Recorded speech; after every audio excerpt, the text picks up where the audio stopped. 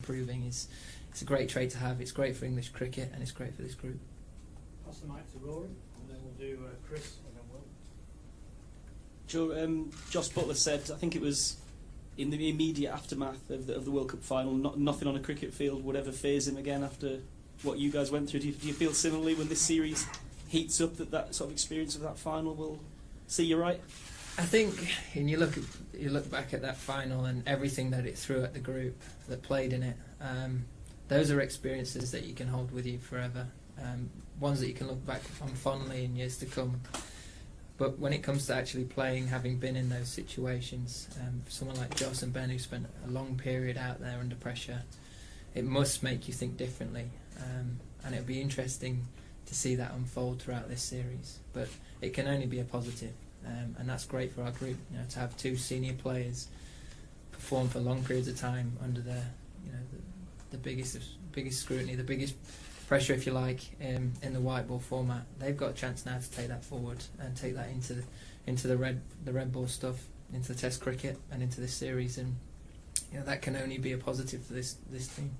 Just wondered, has Eoin Morgan been in contact, sort of said, I've done my bit now, over to you?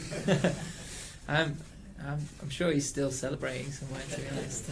But no, he's obviously desperate for us to do well. He's been great with me in terms of helping me find my feet as a captain, not just in the recent times, but from the very start. And someone I always will look up to. I think he's a great man. He's a great leader, and he'll be as supportive as anyone else watching on from wherever he is. Hopefully with a glass of red somewhere. Joe, we had Tim Payne up here before you, and as well as incorrectly quoting Winston Churchill, he claimed that there were 15 more grounds in the world that are more intimidating than Edgbaston. I wondered whether you agreed with that. Well, I don't see this ground as intimidating. I think it's a great place to play cricket. I might see it from a slightly different point of view, but one thing that is for sure is the crowd here is... You're very aware that they're in full support of England, and that's great for us. We love coming here. We love the atmosphere that this ground in particular brings. We're very well followed wherever we go, around the world, and in England in particular for an Ashes series. So it doesn't really concern me how they are viewing it, whether it's true or not. You have to wait and see as the game unfolds, but we're in a really good position where we know we've got full support, and some of the noise throughout that semi-final, it was great to play in a game like that with that sort of atmosphere, and I can see that being very similar this week.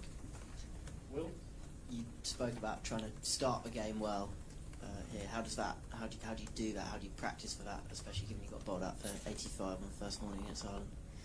I think as I say, you keep things dead simple, and you make sure you've got a real focus on how you want to go about things. It'd be nice to win the toss, if that happens. That's always a nice start to things, but ultimately it's breaking things down and being really clear.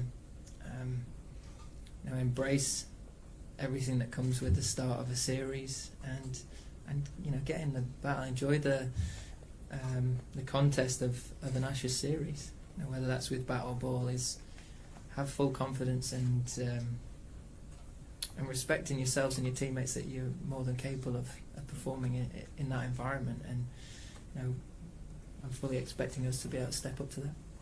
Take one on this side and Martin. Joe, Australia have historically had either like a larger than life character or their best batsman or best player captaining the side.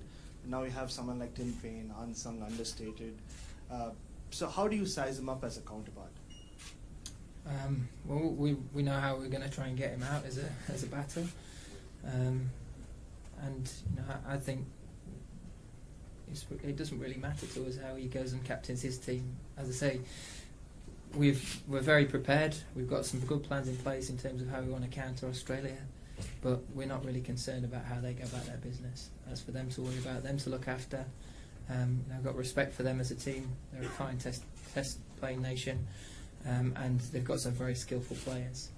But ultimately, we just got to make sure that we go about it in our own way and look after that. Martin. talked about the top order and about keeping it simple. Was there any temptation at all to keep the Oldham partnership that won the World Cup?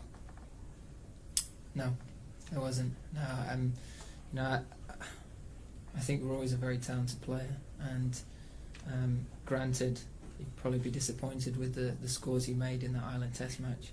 But you're looking at very extreme conditions there, and of course we didn't bat as well as we would have liked, and that we can make improvements on that. But we found a way to win that game. You know, I thought the way that they approached it, second innings until I ran Joe out, and we were going about things in the right manner. So I think more importantly, if we as a group can find ways of winning games instead of focusing on things that we've not quite got right in the past,